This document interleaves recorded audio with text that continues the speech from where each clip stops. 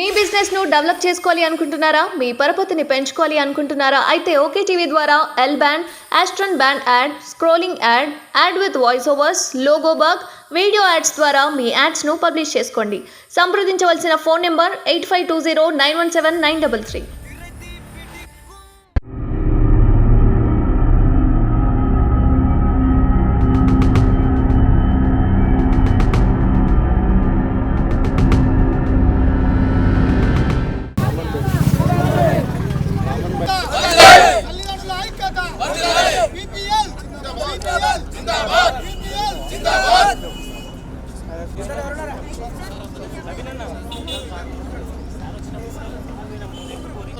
తర్వాత చూస్తాం అది ఉంటే చేయలేకపోతే లేదంటారు సార్.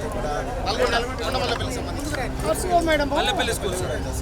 మల్లపల్లి సార్, కొండమల్లపల్లి 22వ తారీఖు సార్. 22వ తారీఖు ఆర్సీ ఉంటుంది. 6 నెలలు మాత్రమే ఉంది. అది కూడా 2 నెలలు మాత్రమే ఉంది. తర్వాత ఉంటే చూస్తామని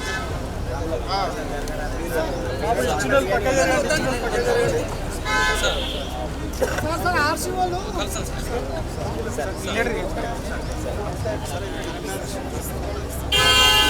మొన్న చింతకుంటలో జరిగింది సార్ ఇష్యూ. అక్షిత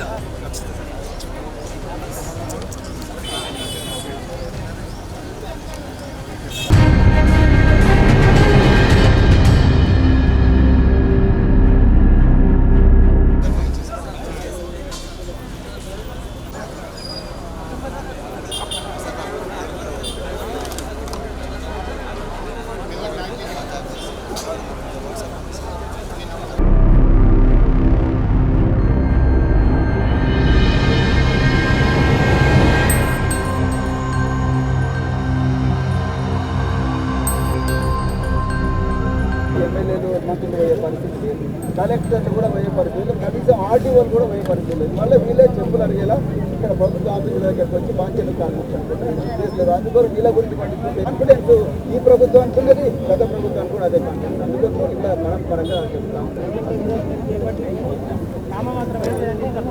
బరాబర్ కొనసాగిస్తాం మేము అందరిలాగా నామమాత్రం.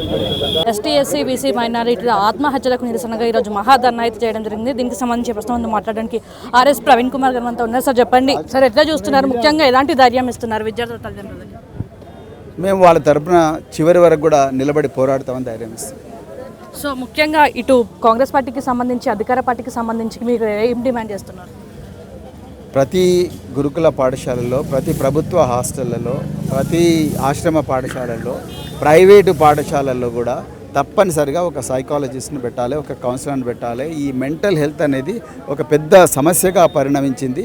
దాన్ని ఈ విద్యార్థుల వరుస ఆత్మహత్యలను అడ్డుకోవాలంటే ఈ సైకాలజిస్టులను తప్పకుండా పెట్టాలని నేను డిమాండ్ చేస్తాను. దీనికి సంబంధించిన మంత్రిని కూడా ఇంకా డిక్లేర్ చేయలేదు. మంత్రిని కూడా పెట్టాలని అడుగుతున్నాను. మంత్రిని పెట్టినంత మాత్రాన్ని సమస్య పరిష్కారం అయితే లేదో నాకు తెలియదు, కానీ దాని మీద ఫోకస్ అని ఉంటుంది. కనీసం ఓ మంత్రి వచ్చి ఇక్కడ అడుగుతాడు. మమ్మల్ని అడగడానికి ఇప్పుడు ఎవరు రాలే. ఊర్లలో తల్లిదండ్రులు ధర్నాలు చేస్తున్నారు, వాళ్ళ దగ్గరకు కనీసం ఎమ్మెల్యే, ఒక ఎంపీపీ కూడా పోతలేడు. అది ఘోరమైన పని. అంటే ఆ ప్రభుత్వం ఏ తప్పులు అయితే చేసిందో ఈ ప్రభుత్వం కూడా అవే తప్పులు చేస్తుంది. దీనికి సంబంధించి రాజకీయం చేస్తున్నారు అన్ని పార్టీలను కూడా అంటున్నారు. రాజకీయం వాళ్ళు చేస్తున్నారండి, మేము ప్రజల కోసం పోరాడుతున్నాం. రాజకీయం వాళ్ళు చేస్తున్నారు, అందుకొరకే వాళ్ళు స్పందించలేకపోతున్నారు. వాళ్ళు రాజకీయం, వాళ్ళు తెలిసిందంటే రాజకీయమే. ఈ ప్రజల గురించి ఆలోచించే అది ఉన్నదా వాళ్ళకు? ఉంటే ఎక్కడ పోయినరు వీళ్ళు? గతంలో మీరు అధికారిగా ఉన్నప్పుడు ఇలాంటిది ఏం జరగలేదు, ఇప్పుడు జరుగుతున్నాయి అంటే మెయిన్ రీజన్ ఏమంటారు?